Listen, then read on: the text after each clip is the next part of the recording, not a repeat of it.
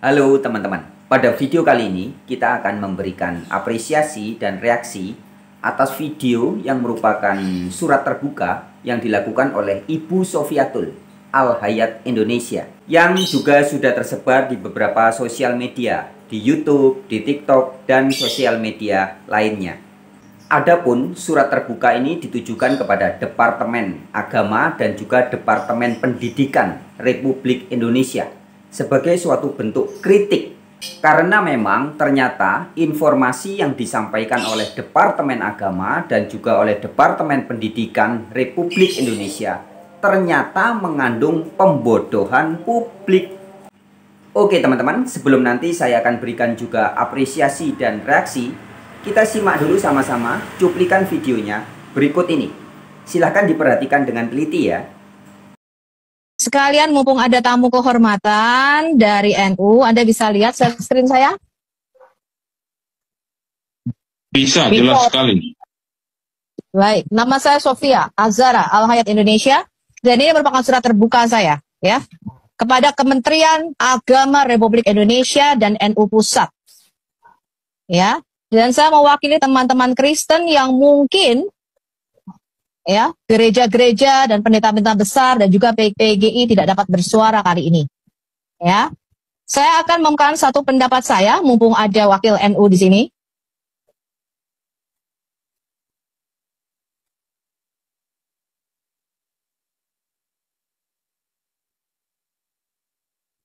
Saya mengajukan satu keberatan dan surat terbuka untuk Kemenak.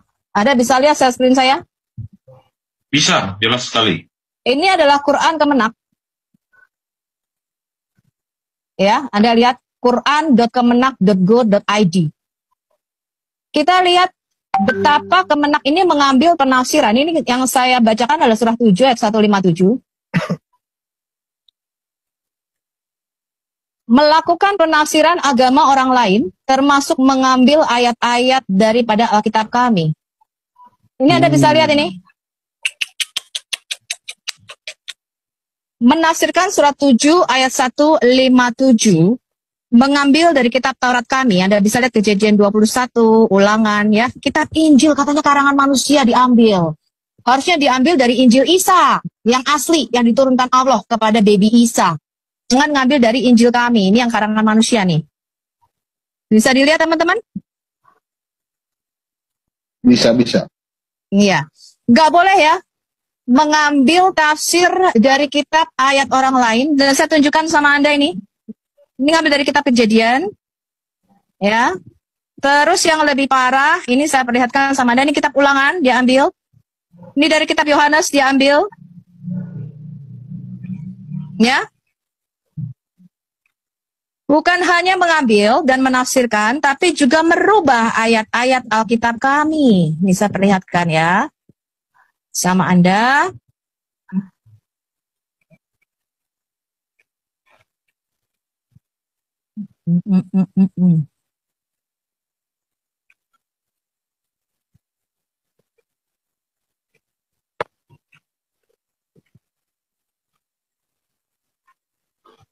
Di surat 5 ayat 72. Markus diambil juga. Ini kan karangan manusia nih Injilnya. Jangan dong. Ya, jangan diambil dari kitab Matius, Markus, jangan dong. Ini kan Injil karangan manusia. Ya, saya harap Kemenak ya, dari Lukas, Yohanes, wah lengkap loh ini. Matius diambil, Markus, Lukas, Yohanes, teman-teman. Ini Quran 5 ayat 72. Sekarang kita lihat Quran 4, surah 4 ayat 157. Bahkan membuat cerita Yudas Iskariot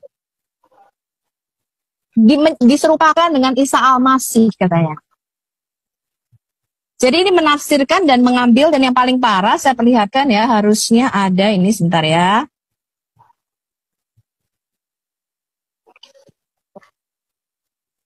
Anda mengganti kata, ini sama seperti yang dilakukan Yonatan Nandar, mengganti kata parakletos menjadi periklitos. Saya perlihatkan sama Anda ya. Mana ya, kemarin saya sudah catat. Nah ini teman-teman. Anda lihat ini? Saya perbesar loh ini. Ya, saya rasa Zoom sudah penuh ya. Yang lain nggak bisa masuk lagi. Anda lihat ini? Jadi ini sudah pemfitnahan dan memalsukan ayat Alkitab kami. Di dalam manuskrip Alkitab tidak ada kata Periklitos. Apalagi diartikan dengan Ahmad. Nggak boleh ya lakukan ini. Saya sudah mengatakan barang siapa menabur angin dia akan menuai badai. Ya, selama Anda melakukan itu, kita juga akan melakukan hal yang sama. Saya perlihatkan satu lagi, teman-teman ya. Ini yang jadi bahan perbincangan sekarang. Anda lihat screen saya? Lihat, jelas sekali. Ya, saya harap Ketua NU, dan Departemen Pendidikan, saya masih punya banyak sebenarnya, tapi saya memperlihatkan satu aja.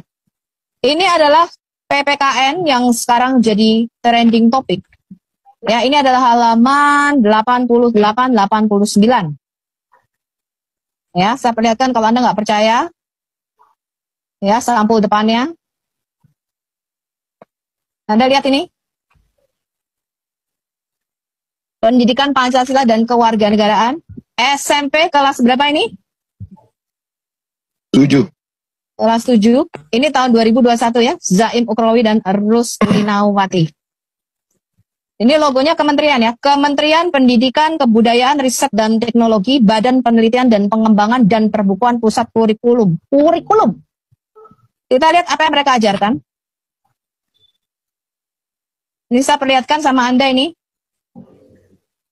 Penerbitnya adalah Pusat Kurikulum dan Perbukuan, Badan Penelitian dan Pengembangan dan Perbukuan Kementerian Pendidikan, Kebudayaan, Riset dan Teknologi, Jalan Gunung Sahari Raya nomor 4, Jakarta Pusat. Sekarang kita lihat tahun terbitnya Jakarta Juni 2021, berarti masih sekitar enggak sampai setahun. Ya. Sekarang kita lihat apa isinya. Saya sudah mengatakan jangan melampaui batas. Jangan melampaui batas agamamu. Kita lihat ini halaman 88-89. Billy bisa baca nggak, Bill? Tolong bacakan, Bill. Oke. Kristen Protestan. Agama Kristen Protestan mulai berkembang setelah kedatangan bangsa Eropa, terutama Belanda dan Inggris. Sabar ya, agak harus dimiringkan dulu handphoneku. Sekitar abad ke-17, Tuhannya adalah Allah, Bunda Maria, dan Yesus Kristus sebagai tiga yang tunggal atau Trinitas. Injil menjadi kitab sucinya. Umat Kristen Protestan wajib beribadah setiap akhir pekan di gereja masing-masing. Luar biasa. Agama Katolik mulai berkembang bersama dengan kedatangan bangsa Spanyol dan Portugis di abad ke-16. Tuhannya sama dengan Kristen Protestan, yakni Trinitas Allah, Bunda Maria, dan Yesus Kristus. Kitab suci. Mohon maaf. Ini kapan mulainya nih kalau ini? Ini acaranya apa sih sebenarnya? Peribadatan tersendiri berbeda dengan Protestan. Umumnya Katolik wajib beribadah setiap akhir pekan di gereja Katolik. Yes, hidup toleransi. Jadi jelas ya, Anda sudah menafsirkan dan melampaui batas agamamu, dan ini secara masif dilakukan oleh Kementerian Agama, ya, bahkan menafsirkan dan mengambil Alkitab kami. Jadi saya melakukan apa yang dikatakan dalam 2 Korintus 11 ayat 4. Nanti kita lihat kemana bola ini akan bergulir. Saya rasa Anda sudah salah menafsirkan Trinitas. Ya, dan itu adalah pesan saya untuk Kementerian Agama Republik Indonesia, untuk NU Pusat. Yang katanya sebagian besar orang Kementerian Agama adalah NU Pusat. Kalau PGI diam, kalau gereja diam, kalau pendeta diam, bukan berarti tidak ada gerakan yang dilakukan oleh orang Kristen. Ya, Itulah sebabnya saya mengatakan barang siapa menabur angin dia akan menuai badai. Bahkan kalian berani memalsukan ayat Alkitab kami Parakletos menjadi Perikletos. Dan mengambil penafsiran itu dan memasukkannya di dalam ayat-ayat Quran kalian. Bu Sofi, Saya harap kapan hal mulai? ini tidak dilakukan lagi. Dan saya harap video ini sampai kepada Menteri Agama dan Presiden Republik Indonesia Joko Widodo. Teman-teman, melalui video-video yang terdahulu, sudah sering saya sajikan bukti dan fakta adanya oknum-oknum ya. Jadi ini oknum ya, guru-guru agama. Apakah yang bergelar ustadz ataupun pendeta-pendeta yang terbukti bahwa ajarannya mengandung pembodohan publik, bahkan menyesatkan. Video-video yang membongkar kebodohan dan penyesatan ajaran dari pendeta-pendeta dan teolog-teolog yang ngaku-ngaku Kristen. Stephen Tong, bisa dilihat ini videonya. Esra Soru, Welly Panden Solang, ini pendeta semua ini ya. Bambang Nursena, Daniel Biantoro, Gilbert Lumoendong, Mangapul Sagala, ini almarhum ya. Kemudian juga ada Samuel Siahaan, Henritan dan Mikana dan CS-CS-nya. Ibu Rina Solihin, Romo Deso, dan masih banyak yang lainnya. Berikut ini video-video yang membongkar ajaran bodoh dari oknum-oknum ustadz. Adi Hidayat, Ahmad Kainama, Mbah Naji Maimun, dan masih banyak yang lainnya.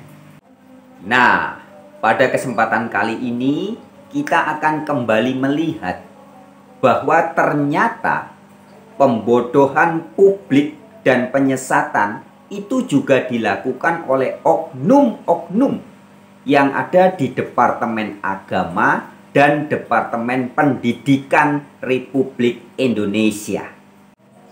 Oh ya teman-teman, satu hal penting yang perlu teman-teman pahami bahwa secara pribadi saya tidak sepakat dengan apa yang disampaikan oleh Ibu Sofiatul Al-Hayat Indonesia dalam beberapa hal ya. Tetapi tentang apa yang disampaikan oleh Ibu Sofiatul yang tadi videonya sudah kita simak sama-sama, dalam hal itu saya setuju. Artinya teman-teman, kita ini harus objektif ya. Ketika kita bicara kebenaran itu harus dengan kejujuran yang objektif. Siapapun yang berbicara, jika memang yang disampaikan adalah sebuah kebenaran, ya kita harus mengakui itu sebagai sebuah kebenaran. Terus terang, ada dua hal utama yang saya tidak sepakat dengan kajian-kajian atau pemberitaan-pemberitaan yang sering disampaikan oleh Ibu Sofiatul.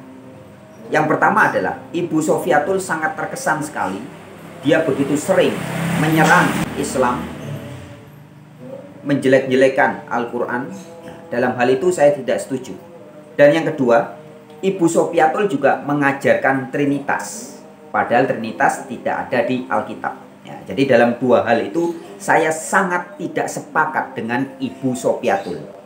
Tapi tentang apa yang tadi kita sudah simak dalam cuplikan videonya, kritikan Ibu Sofiatul kali ini adalah benar.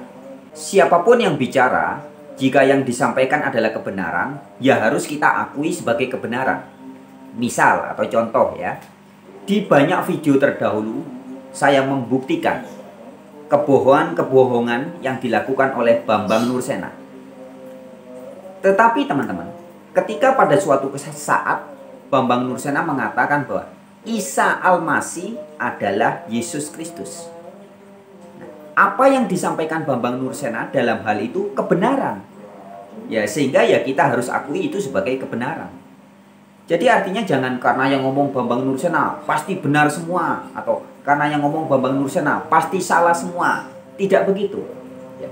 Di beberapa video yang terdahulu juga saya sering menyajikan kekeliruan fatal yang diajarkan oleh Ustadz Abdul Somad. Tapi ada suatu ketika Ibu Rina Solihin memfitnah Abdul Somad, saya katakan bahwa Abdul Somad tidak salah. Nah, jadi dalam hal ini kita itu objektif ya. Ketika ada ajaran Abdul Somad yang salah, ya kita katakan salah. Tapi ketika dia tidak salah, ya kita katakan tidak salah. Itu namanya objektif. Di dalam Alkitab juga, contoh ini ya, di dalam surat Yakobus dikatakan, iblis atau setan percaya bahwa Allah itu satu. Nah, apakah karena yang mengatakan Allah itu satu adalah setan, maka itu pasti salah? Setan kan pasti salah. Setan kan pembohong. Maka ketika setan berkata Allah itu satu, berarti itu juga salah. Tidak bisa begitu teman-teman ya. Jadi kita harus objektif. Siapapun yang berbicara atau menyampaikan sebuah fakta, apakah dia ustadz, ulama, pendeta, ya orang suci, ataupun penjahat, ketika mereka mengatakan kebenaran, ya harus kita katakan itu benar. Tapi ketika mereka mengatakan kekeliruan atau kesalahan, bahkan penyesatan, ya harus kita katakan itu salah, itu penyesatan. Oke, sekarang kita kembali membahas kritik yang dilakukan oleh Ibu Sofiatul Al-Hayat Indonesia ya. Ada beberapa hal di situ teman-teman, tapi saya hanya akan menyoroti dua hal saja ya. Apa yang disampaikan Ibu Sofiatul adalah kebenaran, bahwa di dalam Alkitab, khususnya kitab Perjanjian Baru, tidak ada kata periklitos yang kemudian diartikan sebagai Ahmad. Nah, kata periklitos itu nggak ada. Adanya di Alkitab adalah parakletos, yang artinya penolong atau penghibur. Itu juga sudah pernah saya bahas di video yang terdahulu ya, bahwa periklitos itu beda dengan parakletos. Itu yang pertama. Kemudian yang kedua, ini fatal sekali memang teman-teman ya, sebagaimana yang tertulis di dalam buku PPKN ya, PPKN SMP kelas 7 tahun 2021. Dan buku itu sudah ditarik dari peredaran karena benar-benar menyesatkan. Yang mengatakan bahwa agama Protestan itu percaya kepada Tuhan yang adalah Allah, Bunda Maria, dan Yesus Kristus, yang disebut sebagai ketunggalan atau Trinitas. Jadi Trinitas yang diberitakan oleh buku PPKN dari Departemen Pendidikan Republik Indonesia untuk anak SMP kelas 7 tahun 2021 ini jelas-jelas mengandung pembodohan publik. Bahkan sudah mengandung penipuan atau kebohongan publik. Doktrin Trinitas sendiri sesungguhnya bukan ajaran Alkitab.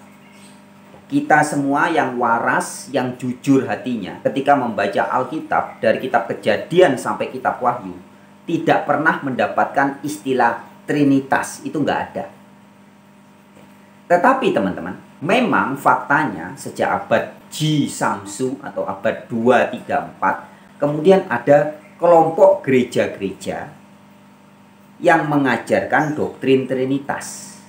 Tetapi sekalipun gereja-gereja itu mengajarkan doktrin Trinitas, tidak pernah ada gereja-gereja yang mengajarkan Trinitas sebagai Allah, Bunda Maria, dan Yesus Kristus. Ini nggak ada.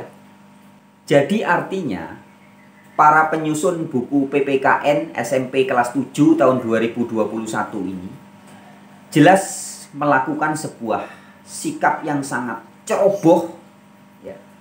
Meskipun ya mungkin mereka bergelar sarjana atau mungkin ada yang doktor ya, tentunya mereka kan dianggap sebagai orang-orang yang pintar sehingga bisa membuat buku. Tetapi faktanya ajarannya mengandung pembodohan dan public deception, dan ini memang parah sekali ya teman-teman ya. Jadi kita semua harus sadar bahwa penyesatan bukan hanya dilakukan oleh sebagian oknum guru-guru agama, tetapi sudah masuk ke dalam Departemen Agama dan juga Departemen Pendidikan Republik Indonesia. Ini adalah fakta, ini adalah realitas.